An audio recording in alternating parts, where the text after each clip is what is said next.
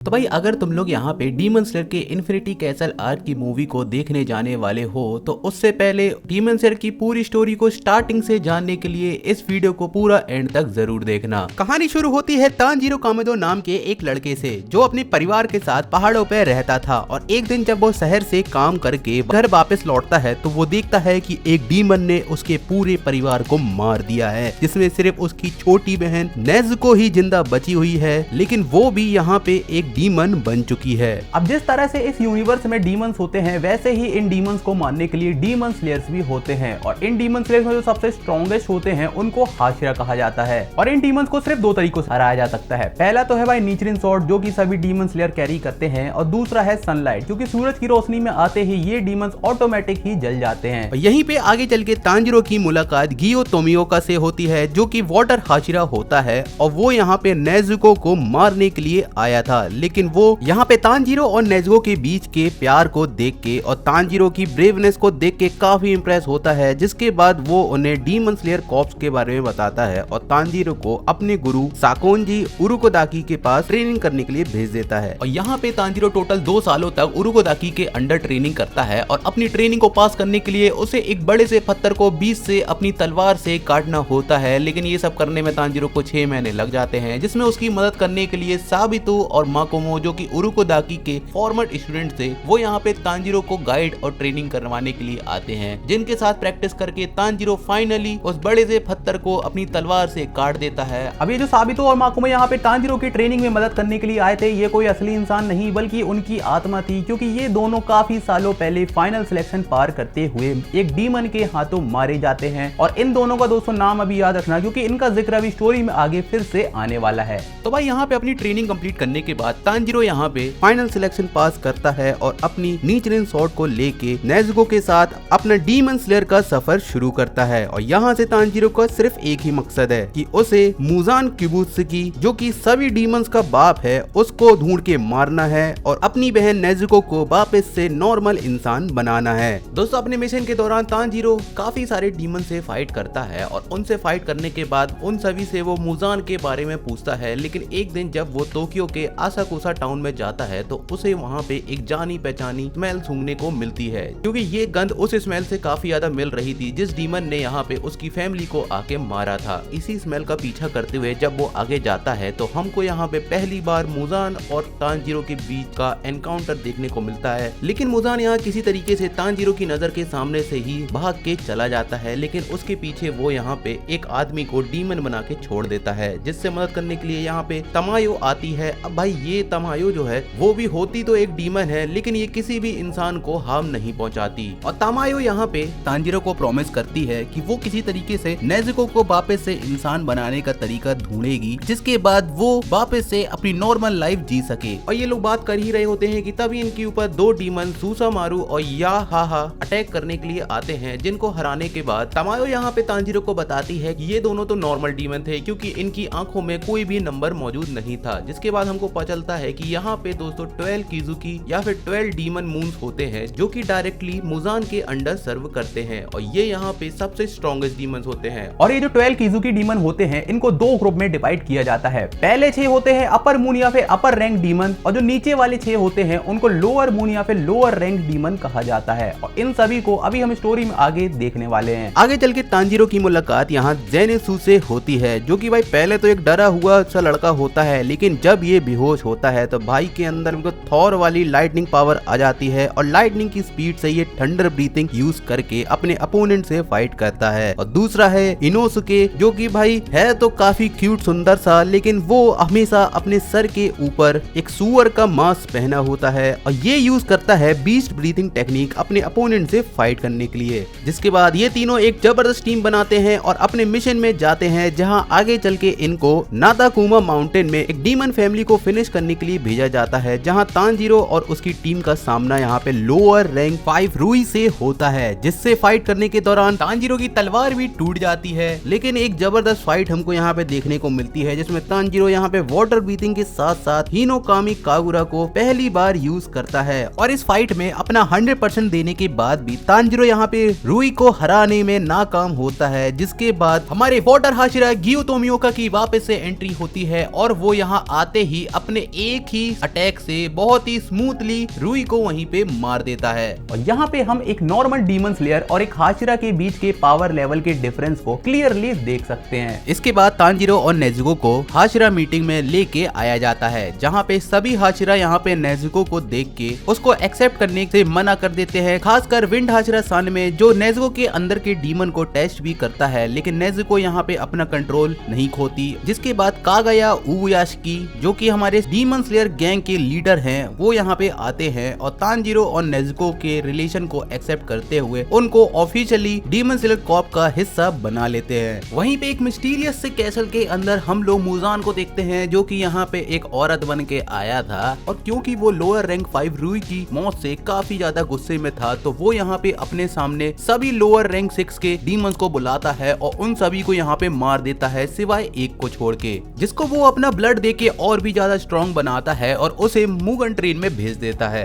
और यहाँ पे सीजन 1 खत्म होने के बाद तांजीरो, ज़ेनित्सु और इनोसुके अपने नए मिशन के लिए एक ट्रेन में बैठ के जा रहे होते हैं, जहाँ पे उनकी मुलाकात फ्लेम हाशिरा क्योजुरु रेंगोकू से होती है। और यहाँ पे हमारे साथियों का सामना लोअर रैंक 1 डीमन एनमू से होता है, जो यहाँ पे अपने ब्लड डीमन आर्ट से अपने अपोनेंट को उनके ही सपनों के अंदर कैद करके मारने की कोशिश करती है। लेकिन दोस्तों, एक काफी इंटेंस बैटल में तांजीरो और टीम उसको हराने में सक्सेसफुल हो जाती है, जिसके बाद इनको लगता है कि भाई यहाँ पे इनका मिशन पूरा हो चुका है। लेकिन दोस्तों, फिर यहाँ पे एंट्री होती है एक अपर मून 3 डीमन अकाजा की, जो कि काफी ज्यादा स्ट्रॉन्ग होता है, और यहाँ पे रेंगोकू अकाजा से फाइट करता है, और ये फाइट पूरे डीमन स्लेयर एनिमे की one of the greatest fight में से एक है। लेकिन दोस्तों, जैसा कि हम देखते आए हैं कि आग से खेलने वाले एनिमे कैरेक्टर्स का ज्यादातर डोनट ही बनता है, इसलिए दोस्तों एक इंटेंस फाइट में अपना 100% देने के बाद भी रेंगोकू यहाँ पे अकाजा को नहीं हरा पाता, और अपने अंतिम समय में उसके शब्द यहाँ पे तांजीरो को और ज्यादा मोटिवेट कर देते हैं। तो रेंगोकू के शहीद होने के बाद तांजीरो, ज़ेनित्सु और इनोसुके अपने नेक्स्ट मिशन के लिए योशिवारा डिस्ट्रिक्ट, जो कि एक रेड लाइट एरिया होता है, यहाँ पे आते हैं, क्योंकि यहाँ के लोग अचानक से गायब होने लगे थे। यहाँ पे हमारे साथियों की मुलाकात तेंगेन उजुई से होती है, जो कि साउंड हाशिरा होता है और अपनी फ्लैशी पर्सनालिटी के लिए काफी फेमस होता है। इन भाई साहब की 3 वाइफ्स होती हैं, जिनका नाम माकियो, सुमा और हिनात्सुरु होता है, और ये तीनों ही इसी डिस्ट्रिक्ट में एक अपर रैंक डीमन को इन्वेस्टिगेट करते हुए गायब हो जाती हैं, जिनको ढूंढने के लिए ही तेंगेन भी इस मिशन में हमारे साथियों के साथ इन्वॉल्व हो जाता है। जिसके बाद तेंगेन तांजीरो, ज़ेनित्सु और इनोसुके को अपने साथ लेके डिस्ट्रिक्ट के अंदर आता है और यहाँ पे अपना इन्वेस्टिगेशन प्लान चालू करता है, जिसमें ये सभी लोग अपना अपना भेस बदल के यहाँ पे सभी हाउसेस के अंदर इन्वेस्टिगेशन करते हैं, और अपनी इन्वेस्टिगेशन करते हुए ही इन लोगों को पता चलता है कि यहाँ पे जितने भी लोग गायब हो रहे हैं, उन सभी के पीछे एक अपर रैंक डीमन का हाथ है। और आगे चल के तांजीरो यहाँ पे सबसे पहले दाकी का सामना करता है, जो कि अपर रैंक 6 की डीमन होती है, जिससे फाइट करते हुए तांजीरो वाटर और सन ब्रीथिंग दोनों का ही इस्तेमाल करता है, जिसमें वो दाकी को एक टक्कर की फाइट देता है। लेकिन दाकी की रियल स्ट्रेंथ तब सामने आती है जब वो अपना फुल डीमन फॉर्म एक्टिवेट करती है, जिससे वो तांजीरो को ऑलमोस्ट मारने ही वाली होती है। लेकिन तभी यहाँ पे तांजीरो की रक्षा करने के लिए नेजुको आ जाती है, जिसमें नेजुको अपने ब्लड डीमन आर्ट का यूज करके दाकी से फाइट करती है और उसे जोरदार टक्कर देती है। दोस्तों, इसी फाइट के दौरान नेजुको यहाँ पे इतनी ज्यादा स्ट्रॉन्ग हो जाती है कि वो दाकी को ऑलमोस्ट मार देती है। लेकिन धीरे धीरे नेजुको यहाँ पे अपने डीमन इंस्टिंक्ट से कंट्रोल खो देती है, जिसके बाद तांजीरो अपनी बहन को संभालते हुए उसे वापस से नॉर्मल कंडीशन में ले आता है। और जब हमको लगता है कि दाकी को यहाँ पे हरा दिया गया है, तभी हमको एक बहुत बड़ा ट्विस्ट देखने को मिलता है और हमें पता चलता है कि दाकी की असली स्ट्रेंथ तो उसका भाई ग्योतारो है, जो कि उसी के साथ रहता है, और ये दोनों भाई बहन मिलके अपर रैंक 6 डीमन कहलाते हैं। अब दोस्तों, ग्योतारो के पास एक ब्लड स्किल्स होती है, जिसमें वो एक काफी डेडली पॉइजन कैरी करता है, और आगे चल के ग्योतारो से फाइट करने के लिए हमारे तेंगेन उजुई भाई भी आ जाते हैं, लेकिन वो यहाँ पे ग्योतारो के पॉइजन का शिकार हो जाते हैं। अब एक तरफ तेंगेन और ग्योतारो की फाइट हो रही होती है, वहीं दूसरी तरफ ज़ेनित्सु, तांजीरो, इनोसुके और नेजुको मिलके दाकी को रोकने की कोशिश करते हैं, जिसमें आगे चल के ज़ेनित्सु अपनी थंडर ब्रीथिंग की लाइटनिंग स्पीड का इस्तेमाल करके दाकी को रोकता है, और इनोसुके अपनी बीस्ट ब्रीथिंग से दाकी पे अटैक करता रहता है। वहीं दूसरी तरफ तेंगेन, जो अपना एक हाथ और एक आंख खो दिया है, उसके बाद भी वो ग्योतारो को फाइट में एंगेज करता रहता है, और लास्ट में तांजीरो यहाँ पे अपनी लिमिट को रीच करके अपनी पूरी विल पावर और स्ट्रेंथ के साथ इस फाइट में कंटिन्यू करता है, जिसमें वो अपने डीमन स्लेयर मार्क को भी अनलॉक कर देता है, और तेंगेन की मदद से वो ग्योतारो पे एक फाइनल ब्लो देता है, और हमारे साथी मिलके एक ही वक्त पे दोनों तीनों भाई बहन गेतारो और दाकी के ऊपर अटैक करके यहाँ पे एक अपर मून डीमन को हरा देते हैं। और ये दोस्तों काफी बड़ी अचीवमेंट थी, क्योंकि ये 100 सालों में पहली बार हुआ है जिसमें एक अपर रैंक के डीमन को मारा गया हो। और ये बात जल्द ही मुजान तक भी पहुंच जाती है, जो इस न्यूज को सुन के काफी ज्यादा चिंतित हो जाता है। जिसके बाद वो इन्फिनिटी कैसल के अंदर सभी अपर रैंक के डीमंस की एक मीटिंग बुलाता है, जहां पे हम upper rank 1 Kokushibo, upper rank 2 Doma, upper rank 3 Akaza और अपर रैंक 4-5 हानतेंगु और ग्योकू को देखते हैं। और दूसरी तरफ तानजीरो, जो कि अपनी लास्ट फाइट में काफी ज्यादा बुरी तरीके से घायल हो जाता है, वो काफी लंबे समय से बेहोश होने के बाद जैसे ही होश में आता है तो अपनी टूटी हुई स्वॉर्ड को ठीक कराने के लिए स्वॉर्ड्समिथ विलेज की ओर निकल जाता है। अब भाई ये विलेज की लोकेशन काफी ज्यादा हिडन होती है और किसी भी बाहरी इंसान को इसके बारे में नहीं बताया जाता, क्योंकि यहाँ पे वो सभी स्वॉर्ड्समिथ रहते हैं जो कि डीमन स्लेयर के यूज करने वाली नीचरिन स्वॉर्ड्स को बनाते हैं। और इसकी लोकेशंस इसीलिए हिडन रखी गई है ताकि किसी डीमन को इसके बारे में ना पता चल जाए, वरना अगर स्वॉर्ड बनाने वाला ही मर गया तो भाई डीमन का खात्मा कैसे होगा। इसलिए तानजीरो को आंख में पट्टी बांध के अलग अलग लोग इस विलेज में लेके आते हैं और विलेज के अंदर तानजीरो की मुलाकात हमारे मिस्ट हाशिरा मोचिरो तोकितो से होती है, जो कि उम्र में तो तानजीरो से छोटा होता है, बट क्योंकि ये हाशिरा है तो ये पावर में तानजीरो से काफी ज्यादा स्ट्रॉन्ग होता है। और कैरेक्टर वाइज ये हमेशा काफी ज्यादा गुस्सा और एटीट्यूड में ही रहता है। यहीं पे तानजीरो की नजर एक पुरानी ट्रेनिंग डॉल पे जाती है जिसका नाम योरीची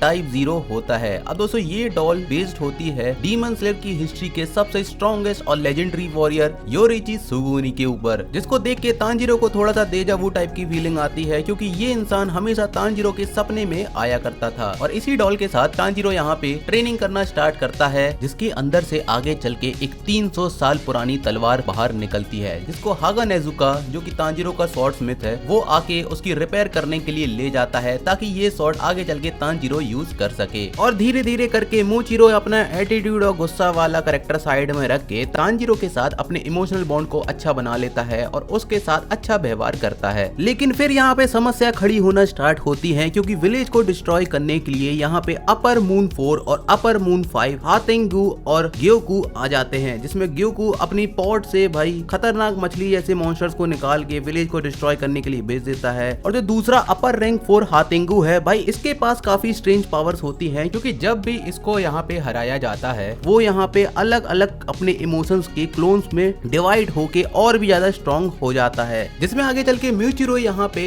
अकेला ही अपर मून 5 ग्योकू से फाइट करने के लिए जाता है। और दूसरी तरफ तानजीरो और नेजुको हातेंगु से फाइट कर रहे होते हैं, लेकिन इस फाइट में उनकी मदद करने के लिए गेनिया भी आ जाता है। अब भाई ये जो गेनिया है ये काफी स्ट्रेंज बंदा है, क्योंकि जहाँ सारे डीमन स्लेयर अपनी ब्रीथिंग स्टाइल का यूज करके डीमन से फाइट करते हैं, ये उल्टा यहाँ पे डीमंस का ही मांस खा के डीमंस लाइक पावर्स को पाके उनसे फाइट करता है। दोस्तों यहाँ पे बैटल काफी ज्यादा इंटेंस होने लगती है, क्योंकि हातेंगु के क्लोन्स काफी ज्यादा पावरफुल होते हैं और इनसे फाइट करने में हमारे साथियों को काफी दिक्कत आ रही थी। और इसी फाइट के दौरान तानजीरो यहाँ पे अपनी लिमिट्स को तोड़ के अपना 100% दे रहा होता है, जिसमें उसके सर का मार्क भी ग्लो करने लगता है। और एक मोमेंट में हमको तानजीरो के अंदर योरीची की झलक भी देखने को मिलती है। साथ ही साथ म्यूचिरो भी यहाँ पे अकेले अपर मून 5 डीमन ग्योकू से फाइट करने में काफी ज्यादा स्ट्रगल कर रहा होता है। लेकिन फिर हम यहाँ पे उसकी फ्लैशबैक स्टोरी को देखते हैं कि कैसे उसने अपने माँ बाप और भाई को खो दिया। और भाई कितनी भी ट्रेनिंग कर लो या कितनी भी तुमको पावरफुल चीजें खिला दे,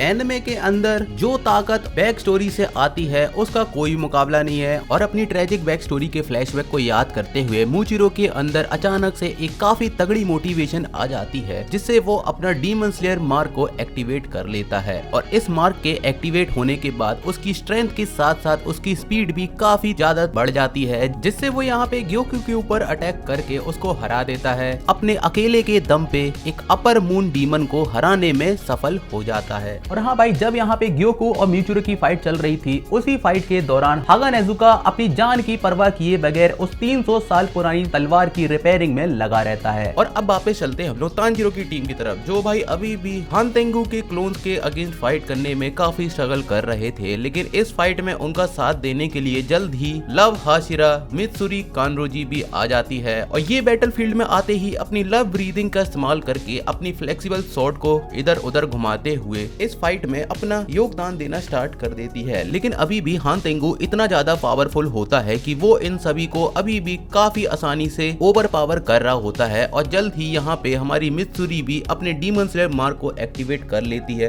बैक स्टोरी की फ्लैशबैक की पावर, जिसके बाद उसकी ताकत और स्पीड दोनों ही काफी ज्यादा बढ़ जाती है। दोस्तों इस फाइट में तानजीरो ये रियलाइज कर लेता है कि हातेंगो की रियल बॉडी दरअसल यहाँ पे नहीं है, जिसके बाद वो अपनी इनहेंस स्मेल की टेक्निक को यूज करके उसकी रियल बॉडी को सूंघ के पता लगा लेता है, जो कि काफी छोटी सी होती है। लेकिन दोस्तों उसी समय यहाँ पे सनराइज का वक्त भी नजदीक आ रहा था और यहाँ पे सूरज से छुपने के लिए हातेंगो की रियल बॉडी घने जंगल की तरफ जा रही थी, इसलिए तानजीरो उसका पीछा करना स्टार्ट करता है और रास्ते में उसको हागा नेजुका और म्यूचिरो मिलते हैं, जो उसको वही 300 साल पुरानी तलवार फुली रिपेयर करके बिल्कुल नया बना के देते हैं। जिसके बाद तानजीरो हातेंगो का पीछा करके उसको मारने के लिए उसके पीछे पीछे जाता है। लेकिन दोस्तों तभी हम देखते हैं कि यहाँ पे सनराइज हो चुका है और सूरज की रोशनी के कांटेक्ट में आते ही नेजुको जो कि एक डीमन है वो यहाँ पे जलना स्टार्ट कर देती है और ये पल तानजीरो के लिए काफी ज्यादा मुश्किल होता है। लेकिन दोस्तों यहाँ पे नेजुको तानजीरो को लात मार के दूर फेंक देती है और उसे अपनी ड्यूटी निभाने के लिए बोलती है। जिसके बाद तानजीरो यहाँ पे हातेंगो की बॉडी के ऊपर एक फाइनल अटैक करके उसको वहीं पे मार देता है और हातेंगो की रियल बॉडी के खत्म होने के बाद उसके क्लोन भी यहाँ पे गायब हो जाते हैं। लेकिन दोस्तों हातेंगो को मारने के बाद तानजीरो अभी भी नेजुको के लिए काफी ज्यादा दुखी था और तभी हम इस कहानी में एक बहुत बड़ा ट्विस्ट देखते हैं कि नेजुको यहाँ पे सनलाइट में बिल्कुल सुरक्षित खड़ी हुई है और इसी से रिलेटेड यहाँ पे तमायो का एक मैसेज आता है, जिसमें वो बताती है कि नेजुको की बॉडी के अंदर एक नेचुरल म्यूटेशन हो चुका है, जिसमें उसके अंदर का डीमन ब्लड सेल इस तरह से इवॉल्व हो रहा है जिससे वो जल्द ही सनलाइट को टॉलरेट कर सकती है और ये काफी यूनिक फिनोमिनन है जो कि पहले किसी भी डीमन के अंदर देखा नहीं गया, जिसके चलते नेजुको यहाँ पे पहली डीमन बन जाती है जिसने यहाँ पे सनलाइट को कॉन्कर किया हो। और ये खबर जल्द ही हमारे माइकल जैक्सन मुजान के पास भी पहुंच जाती है, जिसके बाद अब वो नेजुको को किसी भी हाल में पाना चाहता है, क्योंकि जिस सनलाइट को कॉन्कर करने की चाहत उसके अंदर काफी सालों से थी, उसकी चाबी फाइनली अब उसके सामने नेजुको के रूप में आ चुकी है। जिसके बाद तानजीरो को यहाँ पे पट्टी वगैरह बांध के वापस भेज दिया जाता है और इस इवेंट के 1 महीने बाद हम विंड हाशिरा सानमे और ओरोचिमारू सरपेंट हाशिरा ओबनाई को कुछ लो लेवल डीमन का सामना करते हुए देखते हैं, जिसमें से एक डीमन का पीछा करते हुए इन दोनों को कुछ देर के लिए इन्फिनिटी कैसल की झलक देखने को मिलती है। और कुछ टाइम बाद सभी हाशिरा की यहाँ पे मीटिंग बुलाई जाती है, जिसमें हमारे कागाया बाइक डीमन स्लेयर के गैंग लीडर की वाइफ आमा ने यहाँ सभी को अपने सामने बैठाती है, क्योंकि हमारे गैंग लीडर भाई साहब खुद काफी ज्यादा बीमार है, इसलिए उन्होंने अपनी वाइफ को यहाँ पे भेजा है। जिसमें मूचिरो बताता है कि उसने और मित्सुरी ने अपर मून्स के साथ फाइट करते हुए अपने डीमन स्लेयर मार्क को एक्टिवेट कर लिया था और ये चीज उन्होंने तब हासिल की जब उन्होंने अपनी बॉडी पे काफी ज्यादा स्ट्रेस दिया और अपनी लिमिट को भी क्रॉस कर दिया था। तब उनकी बॉडी पे डीमन स्लेयर मार्क एक्टिवेट हो गया था, जिससे वो काफी ज्यादा स्ट्रॉन्ग और पहले से काफी ज्यादा फास्ट भी हो गए थे। और ये सुनने के बाद आमे ने सभी हाशिरास को ट्रेनिंग करने के लिए बोलती है, ताकि वो सभी अपना अपना डीमन स्लेयर मार्क एक्टिवेट कर ले और मुजान के साथ होने वाली फाइनल वॉर के लिए और भी ज्यादा स्ट्रॉन्ग हो जाएं।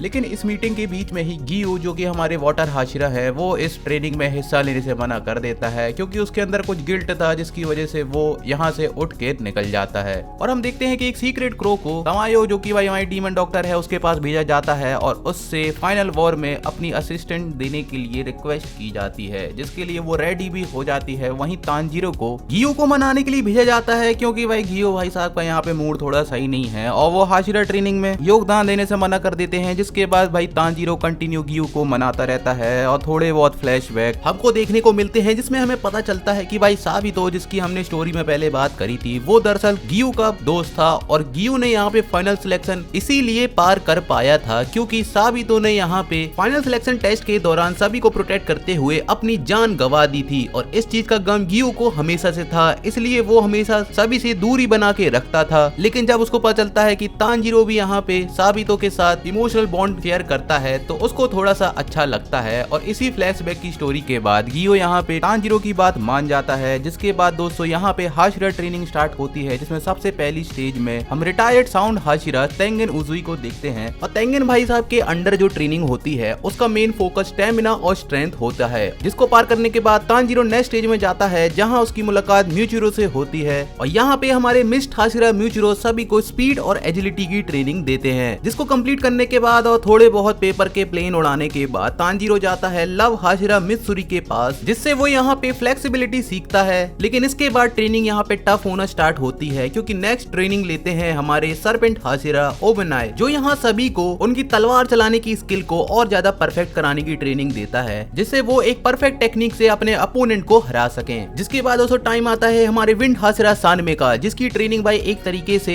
एक मेंटल और फिजिकल टॉर्चर ही बन के रह जाता है, क्योंकि इस ट्रेनिंग के दौरान वो सभी पे इतना ज्यादा टॉर्चर करता है जिससे यहाँ पे सभी लोग काफी ज्यादा डर जाते हैं। लेकिन वो ये सब इसलिए कर रहा था ताकि ये सभी लोग अपने अंदर की सहन शक्ति को काफी ज्यादा इंक्रीज कर ले, जिससे वो अपने ऊपर आने वाले किसी भी अटैक और बड़े से बड़े दर्द को झेलने लायक बन जाए। साथ ही साथ दोस्तों हमारे विंड हाशिरा सानमे और जो गेनिया है ये दोनों भाई हैं। और दोस्तों जो आखिरी ट्रेनिंग होती है उसको लेते हैं हमारे ग्योमे भाई साहब, जो कि सबसे स्ट्रॉन्गेस्ट हैं हमारे स्टोन हाशिरा। और इनकी ट्रेनिंग का मेन फोकस होता है सभी की ओवरऑल मसल स्ट्रेंथ और टोटल कंसंट्रेशन। और इस ट्रेनिंग की काफी सारी स्टेजेस होती हैं, जिसमें लास्ट में इन सभी को एक बड़े से पत्थर को मूव करके कुछ दूर तक लेके जाना होता है। और इस चीज को करने में सभी लोग यहाँ पे अनसक्सेसफुल होते हैं, क्योंकि ये लोग कितनी भी ताकत लगा लें भाई वो बड़ा सा पत्थर अपनी जगह से 1 इंच भी नहीं हिलता। और फिर यहाँ पे गेनिया आके तांजीरो को समझाता है कि असली स्ट्रेंथ इंसान के गुस्से से नहीं बल्कि उसके अंदर से आती है, और उसे उसकी मसल अलाइनमेंट और ब्रीथिंग स्टाइल को कंबाइन करके परफेक्ट करने के लिए बोलता है। जिसके बाद तांजीरो यहाँ पे अपनी टोटल कंसंट्रेशन ब्रीथिंग का यूज करके उस बड़े से पत्थर को काफी दूर तक मूव करके ले जाता है। ये देख के वहाँ पे सभी लोग काफी ज्यादा चौंक जाते हैं। जिसके बाद दोस्तों यहाँ पे ग्योमे आता है और हमको यहाँ पे ग्योमे की एक काफी सैड बैक स्टोरी देखने को मिलती है। तो भाई ग्योमे एक अनाथ था और अपने जैसे ही अनाथ बच्चों के साथ एक टेम्पल में रहता था, और वो यहाँ पे सभी का ध्यान रखता था, उनको खाना पीना खिलाता था और देखभाल करता था। लेकिन दोस्तों एक रात यहाँ पे एक डीमन आता है जो यहाँ पे सभी बच्चों को मारना स्टार्ट करता है। और यहाँ पे बच्चों को बचाने के लिए ग्योमे बिना किसी वेपन के इस्तेमाल से सिर्फ अपनी स्ट्रेंथ से ही उस डीमन से फाइट करना स्टार्ट करता है और उसे सुबह तक रोक के रखता है। और जैसे ही सूरज निकलता है वो डीमन जल के अपने आप ही गायब हो जाता है। लेकिन दोस्तों इस इंसिडेंट में ऑलमोस्ट सभी बच्चे यहाँ पे मर जाते हैं, सिर्फ एक छोटी सी बच्ची ही यहाँ पे जिंदा बचती है, जो यहाँ सभी से एक झूठ बोल देती है कि ग्योमे ने ही इन सभी बच्चों को मारा है। और क्योंकि यहाँ पे किसी डीमन का सबूत भी नहीं था तो सब लोग उसकी बात पे यकीन भी कर लेते हैं। जिसके बाद इन सभी बच्चों के मर्डर का इल्जाम ग्योमे पे लगा दिया जाता है। लेकिन आगे चल के उसकी सच्चाई और स्ट्रेंथ को पहचाना जाता है और उसे डीमन स्लेयर कॉर्प में शामिल कर लिया जाता है। और भले ही ग्योमे यहाँ पे अंधा हो, लेकिन दोस्तों यहाँ पे वो अपनी पावरफुल स्ट्रेंथ और स्पिरिचुअल माइंडसेट के साथ सबसे स्ट्रॉन्गेस्ट हाशिरा बन जाता है। लेकिन दोस्तों यहाँ पे एक और चौंकाने वाली चीज देखने को मिलती है, जिसमें हम जेनित्सु को देखते हैं, जो कि पूरी सीरीज में अभी तक हमको एक डरपोक सा बच्चा दिखाया गया था। वो यहाँ पे एक बात को लेके काफी ज्यादा अंदर से हिल जाता है, जिसके बाद वो यहाँ पे डिसाइड करता है कि भाई अब यहाँ पे सीरियस होने का टाइम आ चुका है। अब इस ट्रेनिंग के बाद हमारे सभी साथी काफी अलग कॉन्फिडेंट होते हैं कि भाई जो मुजान के साथ फाइनल वॉर होने वाली है उसमें ये लोग काफी आसानी से उसको हरा देंगे। लेकिन दोस्तों उसी बीच मुजान यहाँ पे किसी तरीके से हमारे गैंग लीडर कागया भाई का घर का पता लगा लेता है और उसके घर के अंदर एक काफी शानदार एंट्री लेके वो यहाँ पे उसको मारने के लिए आ जाता है। लेकिन दोस्तों हमारे गैंग लीडर भी काफी ज्यादा स्मार्ट है, उनको पहले से ही पता था कि मुजान यहाँ पे उसके पास जरूर आएगा, इसलिए उसने ये सब प्लानिंग पहले से ही करके रखी थी। और जब मुजान उसके सामने मौजूद होता है तो वो यहाँ पे अपने बीवी बच्चों के साथ खुद को भी सैक्रिफाइस करके एक बड़े से ब्लास्ट में अपने पूरे घर को ही उड़ा देता है, जिससे मुजान काफी ज्यादा इंजर्ड हो जाता है। और इस मोमेंट का फायदा उठा के तामायो, जो कि भाई डीमन डॉक्टर थी, वो यहाँ पे मुजान के अंदर एक पॉइजन इंजेक्ट करती है, जिससे मुजान की हीलिंग एबिलिटी थोड़ी सी स्लो हो जाती है। जिसके बाद हमारे स्ट्रॉन्गेस्ट हाशिरा ग्योमे भाई साहब आके मुजान पे अटैक करना स्टार्ट करते हैं। लेकिन दोस्तों मुजान को हराना इतना आसान नहीं था, वो यहाँ पे फिर से रीजनरेट करता है और यहाँ पे हम देखते हैं कि हमारे सभी हाशिरा इस जगह पे आ जाते हैं और ये सभी लोग मिलके अपने सबसे पावरफुल अटैक मुजान के ऊपर करने ही वाले होते हैं कि तभी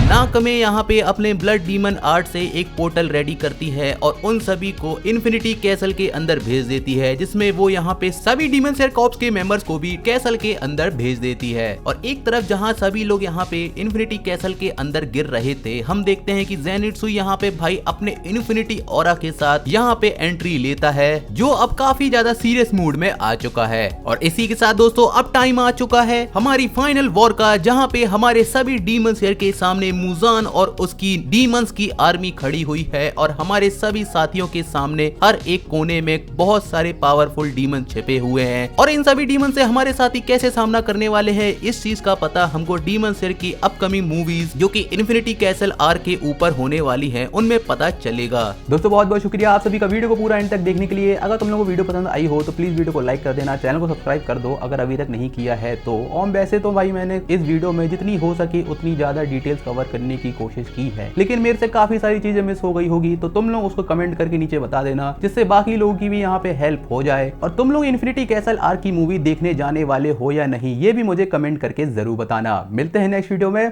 बाय बाय।